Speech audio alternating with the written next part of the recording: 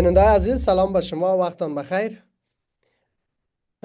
در این برنامه با یک هنرمند بسیار محبوب و مشهوری از کشور دوست و برادر تاجیکستان صحبت میکنیم. برخلاف برنامه قبلی که در مورد مسائل سیاسی صحبت میکردیم، یک برنامه کاملا متفاوت در خدمت شما ارائه میکنیم.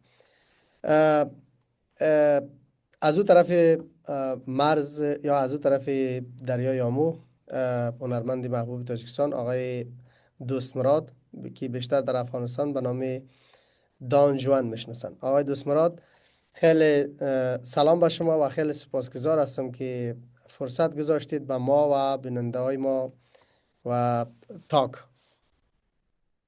سلامت باشه. سلامت باشه دوستی عزیزم، برادری همزبانم، هم سرحدم.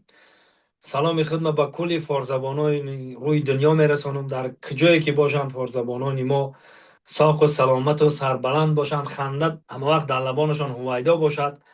و امروز خیلی خرسندم که با شما روبروی هم ایستاده، آنلاین هم که باشد صحبت دوستانه داریم، یک صحبت برادرانه داریم و بگذار که همه شب ما با مثل انا همین شب امشب یک شبی خوش باشد و وعده میکنم که تمام بیننده های شما با واسطه همین برنامه ما در لبانشان خنده بیایه و همه خیلی خوشحال باشیم. زنده و سربلند باشه برادرم.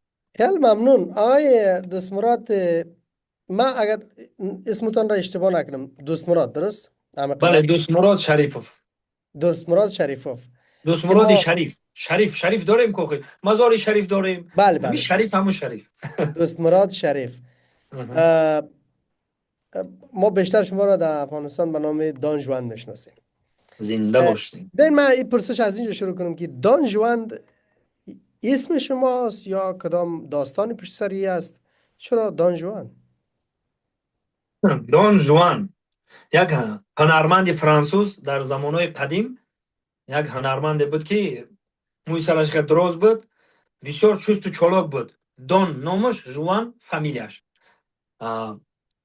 آمده در طرف های سنت پتربورگ و دیگر دولت ها آمده هنرنمایی میکرد و بسیار خانمباز بود، دخترباز بود، یعنی دون درست. جوان. بعد در زنباره وقت، بوده. بله در وقتی مردنش میگه که مرا در یک قبرستان، در یک مسجد ببرین گور کنین. مسجد که هر یک نفره که نمازخوانی میره پاشه در بالای ما تازه کنه بعد بدروه. با میگم برای چی؟ میگم ما دنیا رو حرام کردیم. میگم مقصد ما همه جا رفتم فقط حرامکاری کردم. بعد مسلمان شدم. این برای این کسی که مسلمان شده در تاریخ موندگی است. این بعد کتابش هم خیلی نوشته. بعد ما راستی گپ سال دانشجو بودیم، استادامون روی میکردن که رفته از کتابخانه کتاب بخونید و آمده ماده نقش بافرید، بازی کنید در صحنه. و ما دانشجو که بودیم، من اکتیور دراما و کینو خونده بود کردگیم در دانشگاه دولتی صنعت و فرهنگ تاجیکستان. ما میرفتیم از کتابخانه کتاب میخوندیم، بعد چند کتاب را خونده می اومدیم رول نقش می آفریدیم. بعد دان جوان همون وقتای دانشجویی در من بازی کردم که با همه پسند اومد. همونجا تخلص ما شد دان جوان و از این سال نام 2001. و این نام نام من از اونجا مونده. دوست مراد شریفوف، تخلص هم دان جوان. از سال 2001 تا به امروز در کوچه ها در کجایی که میبینم دان جوان گفته فریاد میکنم. بسیار خوب آقای دوست مراد شریف یا دان جوان، خیلی ممنون. اه، آب و هوا در تاجیکستان چطور است؟ ما در آغاز چله هستیم و شب گذشته ما به مناسبت چله یا شب یلدا از این شب تجلیل کردیم.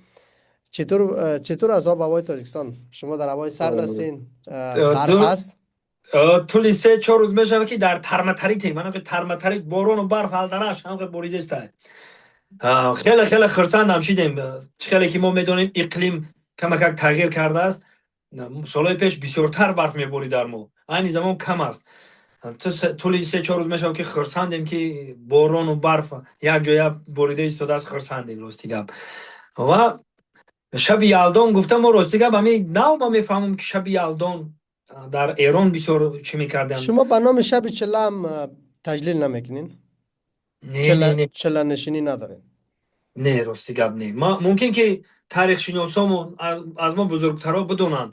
мо این خیلی کارا دا راستی گپ نه دیدیم نه شنیدیم. فقط همه شنیدیم که شب چیله شنیدیم، شب چیله میشیشتن دورای قدیم و شب یلدایی که گفتیم. من راستی گپ نمی طول دو روز میشه در واسطه اینترنت دیدم که چیله که ایوای میکردیم شب یلدا گفته. راستی گپ مو نیست خیلی. بسیار خوب. پس عمومیت زیاد نداره. البته شب چله همو نام دیگرش یلدا است که اصطلاح سوریانی است اگر اشتباه نکنم.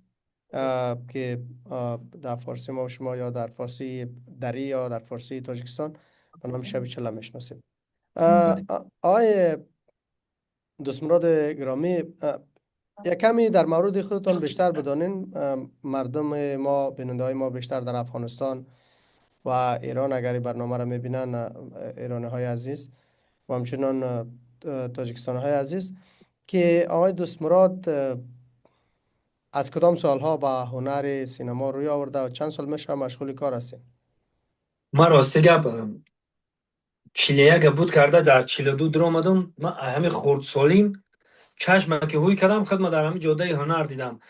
زمانی بود که ما در اینجا در ما مکتب میگیم، در مکتب ما چوجه زرین بود، خوشدلان بود، اندلیب. خوشدلان یعنی که همو یک گروه جمع شدیم از این مکتب به دیگر مکتب یا که از این ناحیه به دیگر ناحیه خوشدلان میکردیم. درست. خورد بودم، من بچه خورد بودم راستی گپ همین در همین جریان همین خیلی ما خود وقتی که شناختم در همین جاده هنر و جاده صنعت هستم. راستی گپ همین بگیم که همین 40 سالی عمرمون در همین جاده صنعت. وقتی شما از ختلان هستین، درست است؟ بله از ولایت ختلان. کارهای هنری را از ختلان شروع کردین؟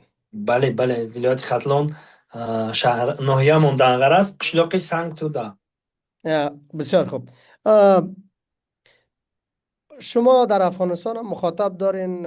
مطمئنا من بعضی ویدیوهایی را دیدم که با ایرانی های همچنان شما در صحبت هستین، با ایرانی بله. هم در ارتباط هستین، با مخاطبایی هم در اونجا مطمئنا دارین. شما به عنوان یک هنرمند که بیشتر در نقشای کمدی ظاهر شدین، خودتان را وامداری کدام یکی از این فرهنگ ها میدانین؟ فرهنگ فارسی که شما متعلق با او هستین، یا فرهنگ روسی که در واقع زبان روسی تدریس میشه در مدارس تاجیکستان و کتاب های روسی را شما دسترسی بهش دارین، آثار از نویسندگان روس را خواندین. شما خودتان را بیشتر وامداری کدام یکی از این فرهنگ ها میدانین؟ البته که این سخنی که خودت گفتی، این سوالی که خودت دادی، ما از همه خردسالی از کودکی در همین قلب و دل ما هم یک گپ داریم که ما فارس هستیم، ما آریایی هستیم. از خوردی این مهر در دل ما زدگی که ما فارس ها با زبان روسی پارسی چیزی که ایمپریا میگن، ما یک ایمپریا بدیم، ما یک قبیله یعنی یک از شاه اسماعیل سامانی گرفتگی یک ایتا تمدن ما بسیار طولانی یک است. تمدنی به نهایت کلان ما از خورده ایرا باباهامون به ما نصیحت کردن اومدگن که ما فارسیم، ما آریاییم. ما البته که ما خودمون فارس میدونیم از خوردی. هر یک بله. نفری، هر یک فردی که در تاجیکستان با دنیا اومده است ایرا میدونه که ما البته که فارس هستیم و فقط با این شبکه‌های اجتماعی که نبود ما فقط مردم افغانستان رو میدونستیم که در برمان فارس زبانمون هستند، در ایران هم زبانای ما هستند، و راستی گپ در سمرقند و بخارا هم زبانانی ما هستند. و خیلی این جغرافیای کشی جدا شده بودیم. با این شکر خدای این شبکه اجتماعی شد، خیلی خیلی خرسندم که در فیسبوک و در دیگر جا با این برادرها روبرو صحبت میکنیم و دیگر برادرها نوار میگیرن، میمونن، میبینیم، خرسند میشیم که انا بینه که برادرای فارس زبان ما، برادرانی فرق نمیکنه چی افغان باشه چی ایرانی باشه. مهم این است که من لفظی او را میفهمم، سخنی او را میفهمم، زبانی او را ما میفهمم. ما ده همیش مهمه که برادران من و صحبت میکنیم. ما البته که فارس زبانیم. خودتان احساس کردین که در افغانستان بسیار مخاطب دارین؟ ایرا متوجه شده این یا چطور متوجه شدین اگر متوجه هستین؟ راستی گپ من از سالایی که ایمو برآمد که یک سایت بود ایمو. بله. به نهایت در همون سایت ایمو زنگ و نامه و مقصد که آوازا میموندن میگفتن ما از افغانستان هستیم، ما مقصد میخوایم که با شما صحبت کنیم. به نهایت زیاد بود. از بس که ما کم ترک وقت تنگ کی بود، همین با وقت صحبت کردن نمیتونستیم. همون وقت میدونستیم که هستن بیننده های ما، هستن دوستای ما که در از سرحد اون طرف از افغانستان هم بسیار. همون وقت فهمیدم. بعد یک بار دیگه این برادر موگم با اومد که یک بازار همون طرف بازار تماشا نمیریم. بعد راستیگه طرف بازار تماشا رفتیم. بازارهایی که در سرحد میستن، ما طرف دشت جون میگیم اون طرفه. بازار طرف دشت جون. مشترک. ها بله بله، بازار مشترک رفتیم. راستیگه چه خیلی که ما رو در درون بازار تاجیکستان میدرویم، همه دوستا برادرها بینندای ما پیشمون میآیند. در همونجا هم احساس کردیم که ما در تاجیکستانیم. همین خیلی پیشمون آمدن. ما افغانا با حس کردیم اونجا که بیننده داشتیم و مثلا دوستای ما بدیان در این طرف گفتم. هم وقت کم هم باشد احساس کردیم که بله تماشابین داریم در اون طرف. مخاطب در ایران هم دارین، ایران متوجه شدین. من چند تا ویدیو از شما دیدم که با فعالای شبکه های اجتماعی ایرانی که به تاجیکستان سفر کردن، شما اونا را همراهی میکنین. ارتباط از قبل وجود داشته دیگه، یعنی منظوری است که از طریق همین شبکه های اجتماعی ارتباط پیدا شده، درست است؟ بله بله، راستی گپ علی سلطان توی دوستی ما، من راستی گپ بگم وایرا نمیشناختم نمیدونستم. وایرم میگه که تاجیکستان میرم یگان نفر باشه، خیلی صحبت میکنه. بعد همون برادرها مرا توصیه میتن، در هم کامنتارش مینویسن که هم خیلی برادر هست، هم خیلی دوست مراد گفتنی شخص هست، میرین و خودش بسیار هم طوری کوها و دره و همون کوه دشت و تپه و ایلاق دای. من بسیار هم کوه دشت و تپه در میگردم. خلاصه در واتساپ هم زنگ زد، بعد صحبت کردیم. بیا گفتیم با انشالله که با درست پس با میایم، انشالله درست پس با علی سلطان توی با میآید. در اینجا ما یک گروه اساتسیاسیای بلاگران تاجیکستان داریم که همه درست. بلاگران ما یک جایه ایم. روزی 26م جایزه سپاری داریم، جایزه سپاری بلاگری سال. نصیب کرده باشه مهمان فخری دعوت کردیم. اینجا رئیس ما اساتسیاسمون گفت که میخوام که همین دوست شما رو دعوت کنیم. ما قبول کردیم، زنگ زدیم، انشالله که آماده است. میآیند انشالله با. 26 دسامبر. بله بله بله. بسیار خوب. درود. تا چند روز دیگه بله به شما هم مبارک باشه. انشالله که چشمایتان روشن باشه که باز بار دیگه دوستان نمیبینین، بله. مهمانتان نمیبینین. آقای دوست مراد گرامی، مهم. اه، در هنرمندای افغانستان چی کسایی را میشناسین؟ از هنرمندای موسیقی یا سینما چه من راستی هنرمندا از میشناسین؟ هنرمندان افغانستان بسیار بسیار میشناسم. از شادروان احمد زایر سر کرده، فرهادی دریا، فرهادی دریا با با کی هسته دوستای ما؟ ها، دوستی عزیزی ما، نامش فراموش کردم. بسیار تاجیکستان می با ما دوست است. دو تا خطی میخوانم. خب نمیدونم. نه وای، هنرمندی محبوب ای. استاد امیرجان صبوری ممکن. امیرجان صبوری. امیرجان صبوری را میدانم چی را میخوانم. خانه خالی جاده خالی، همین باشه فکر بله میکنم. درسته، بله بله. بله اون استادم میشناسم، نغز میشناسم، اومده به تاجیکستان. آه. اون برادری دو تا خطی میخوندگیمون بسیار میاد تاجیکستان میروم و اه، با فرزنداش میاد. راستی که نامش خیالم برو وردم. آ- هنرمندای مثل صدیق شباب، طاهر شباب، اینا رو حتما میشناسین. بله بله بله بله. اگه ما بله. همین فقط نامشون رو شنیده ایم یا سروداشون رو شنیده ایم، خیلی ندیدیم راستی که بعد پیش. از احمد ظاهر، گفتین احمد ظاهر، از کدام سال احمد ظاهر در تاجیکستان شهرت داشته یا مردم میشناختن در ما تاجیکستان یا از خوردی موسیقیشه از موسیقیش میشناختن؟ ما خورد بدیم. موسیقی احمد ظاهر در تاجیکستان بود، ما خورد بدیم. احمد ظاهر از خوردی میدونستم. وقتی که من خورد بدم خیال میکردم که وای حافظی موهای در تاجیکستان برای ما میخونه در همین. بعد کلانتر شدیم، بعد فهمیدیم که از افغانستان ما خیال میکردیم که به مثل شادروان کرامت الله قربان، به مثل دیگر استادان صنعتی ما فکر میکردیم که تاجیکستان ما مخصوصا ما فکر میکردیم که همین تاجیکستان احمد ظاهر. بله بسیار خوب. چون شعرهای را خوانده که شاعرای تاجیکستانی او را سرودن، مثل مرحوم میرزا ترسونزاده را یکی از شعرهایش احمد بله ظاهر آهنگ ساخته و یکی از بله آهنگهای مشهورش هم است. اه، اه، چقدر فکر میکنین این احمد ظاهر نقش هم داشته در اینکه این ارتباط حفظ شود و بعد گسترش هم پیدا بکنه دیگه؟ چون اه، پیش از اینکه شبکه‌های اجتماعی به وجود بیاید و رسم خط تاجیکستان با وجودی که زبان فارسی است و رسم خط روسی است، بله دشواری های بوده که تفهیم دو جانبه ایجاد شود. نقش زیاد جدی هم داشته دیگه در حفظ رابطه های فرنگی. بله بله بله درست است. بسیار خوب. از شاعرای افغانستان چی کسان را شما میشناسین؟ از نویسنده ها، از سینماگرا اوجا، یا مشخصا اگر در تاجیکستان شهرت داشته باشند، محبوبیت داشته باشند؟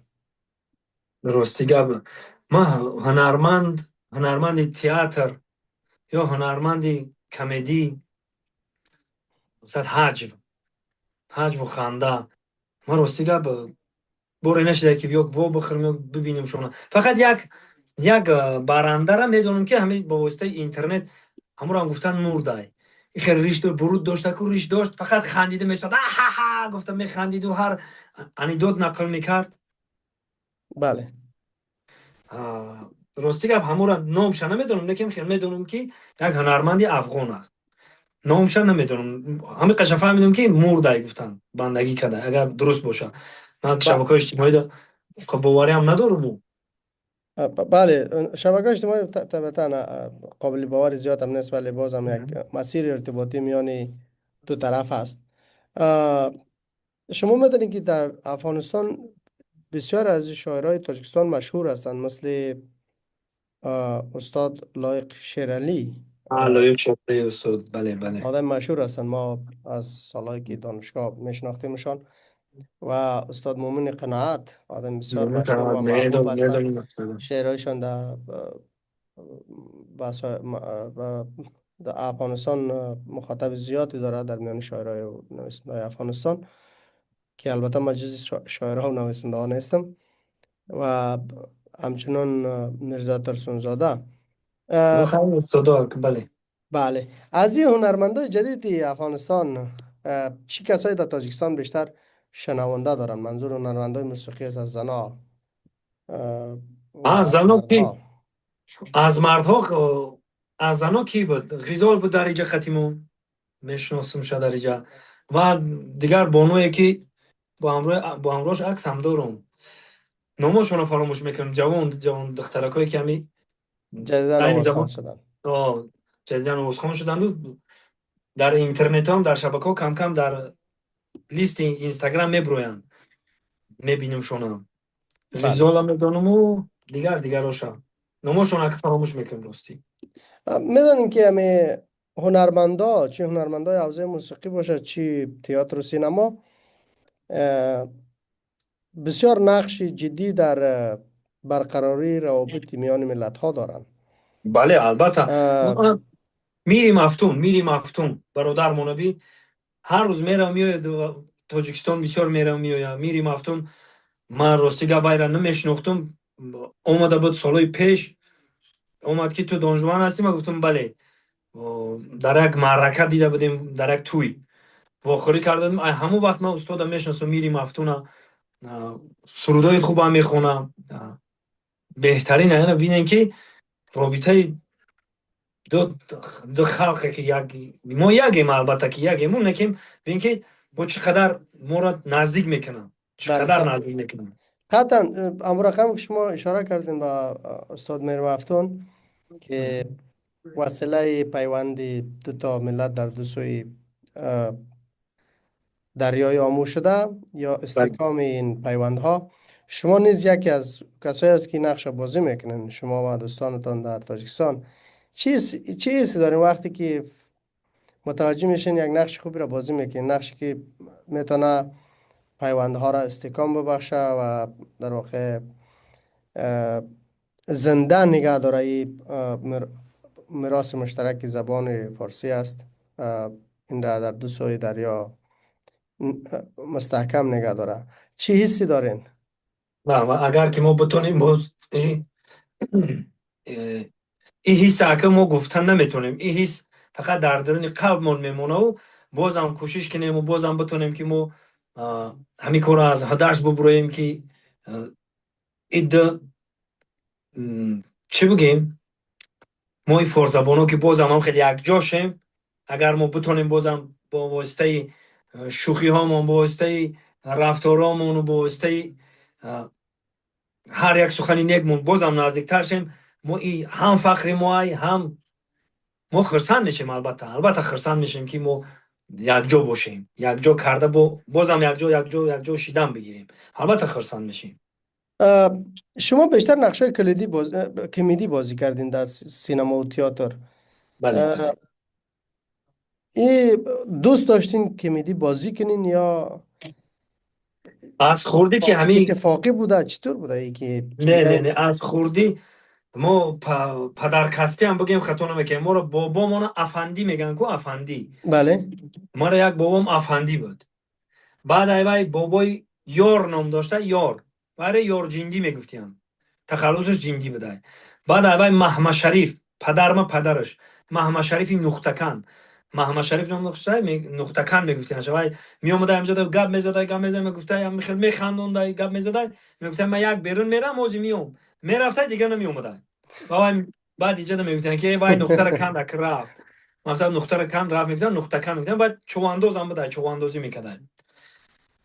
در همین اویله ما مقصد یک تا میشیدیم خیلی از نقلی بابامون که یک تا هم خیلی در اویله شما بود. گفتم خیلی شوخ طبیعت. و ما فکر میکنم که در این اویله که ما 5 پسر هستیم، هر کس به کار خودش، یک تاش دیرکتری مکتب، یک تاش در گیس کار میکنن، دیگر برادرامون در هر جا کار و فعالیت میکنن. خب. من همین خیلی اومدم همین کسب از خردسالی، من کسب خودم انتخاب نکردم. از خردسالی همین خیلی اومدم نام نویس مون کردن، خودشان گرفتن آوردن در دانشگاه داخل کردن، دانشگاه رو ختم کردیم. اینا تا با امروز مثل سعادت در خدمت خلق خود هستیم، مثل اه، سرباز. بسیار خوب. گفتین شما 5 برادر هستی نه؟ بله بله برادرای دیگه در کسب و کارهای دیگه است و شما تنها شما هستین که در حوزه سینما و تئاتر فعالیت میکنین؟ بله بله بله بله. همه برادرها در دوشنبه زندگی میکنن؟ نه نه، در دهمون در قشلاق سنگتودا. در ختلان؟ بله ولایت ختلان. بسیار خوب. بسیار خوب. اه، من نمیدونم چی سوالای زیاد دیگری بپرسم، سوالات زیاد دارم. پرسیدم. اه، اه، بیاین در مورد کم رسم و رواجا پرسان بکنیم. در عید چی رسم و رواجای در تاجیکستان هست؟ در نوروز مثلا چی رسم و رواجای شما انجام میدین؟ مثلا نوروز، مسئله نوروز دا بگیریم، ما از خردسالی همین نوروز هر سال انتظار میشدیم که در نوروز شو ما ایدی کلانترین ما همین نوروز های ما. بله. و چقدر که پیشوای ملت ما تونست که نوروز جهانی کنه، در روی جهان الکه نوروز ما را میدونن، نوروز ما فارزبان را. اما فکر میکنم که جشن نوروز از خود شاه جمشید تا به این روز به ما موند. بله همین خیلی است. بله درست است. انا جشن نوروز در ما طول یک ماه میروه در دهه های ما. طول یک ماه که هر یک راسته که میگیم، ما راسته میگیم، کوچه میگیم، هر یک کوچه موده، هر یک کوچه به خودش نوروزی میکنه. هر یک کوچه نوروزی داریم، همین سر میشه و ما بسیار گوشتیم. من خودم کم کم گوشتین میگیرم در نوروزی ها، میبریم گوشتین گیری میکنیم. در همین شبکه‌های اجتماعی هم هست. خلاصه گوشتین و خوراک های ملی ما بسیار دنگیچه میگیم و گنگنی دنگیچه، با چی وجودم سمنک، سمبوسه، هفشین و هفسین و هفشین همش هست. خلاصه در نوروزی ما درجه عالی ده بگیم هم خطا نمیکنیم. همه ساله نوروز در سطح تاجیکستان یکی عمومی. از واقعا یکی از بی‌نظیرترین جشن‌های است که در کشورهای که از این جشن تجلیل میکنن، بسیار بسیار متفاوت‌تر برگزار میشه. بله بله. و مردم هم علاقمند هستند که اه، تجلیل بکنن. بله بله بله. شکل اه، خودشان میخوان تجلیل بکنن. بسیار خوب. در اه، قشلاقای ما، در قشلاق ما میگیم، قشلاقای ما در برای زنک و کودک و مردک همه میبرن هم روزی نوروز. و یک روز پیشکی تیاری میبینم که امروز این کوچه نوروزی داره، با سحر روز شد با این کوچه نوروزی داره. هر کوچه به خودش نوروزی میکنن، دگ میمونن، خوراکای میلی هر نمود خوراک میپزن، در ساعتی بلند پیشواز میگیرند هر همه ساله. اه، بدون از اینکه غذا میپزن یا لباس نو میپوشن، درست است؟ بله دیگه بله چی بله. چیزایی هست مثلا در بدخشان، اگر ما از مثال بتم، یا در تخار یا جای دیگری یا در کابل تخم بازی میکنن. شما این کارا میکنین؟ ما فقط در روز ماه عید قربان و عید ماه شریف رمضان ده البته که میکنیم. تخم بازی یا تخم آه. جنگی میکنن؟ تخجنگ ما فقط بله. در عید قربان و عید ماه شریف رمضان، خلاص دیگر در دیگر روزون نیست. بسیار خوب. اه، عید قربان و عید رمضان که مطمئنا مشابه در هر دو کشور برگزار می شود. مهم. دیگه چی مناسبت های اونجا گرفته میشه؟ پیشتر ما شما در مورد چله یا یلدا صحبت کردیم، گفتیم شما گفتین خیلی عمومیت نداره در تاجیکستان. بله بله. اه، اه، اه، اه، جشن مهرگان چطور است؟ جشن مهرگان هم عمومیت نداره در تاجیکستان؟ جشن مهرگان فکر میکنم که جشن مهرگان ما تنها در پایتخت عزیزمون میگیریم. به اه، فکرم دیگر در قشلاقا و در رسه های خیلی چخلی که نوروز و چخلی عید قربان عید رمضان میشه و خیلی نیست، خیلی واسه نمیگیریم. یک میگیریم جشن در خب. سطح دولت گرفته میشه. خوب. بله بله بله بسیار خوب. بله. بسیار خوب. اه، ما یک 10 دقیقه 8 دقیقه دیگه فرصت داریم آقای دوست مراد بله گرامی. بله. چی پیام دارین شما برای بیننده هایتان در افغانستان؟ اولا خیلی سپاسگزار هستم که فرصت گذاشتین که با شما گفتگو داشته باشیم.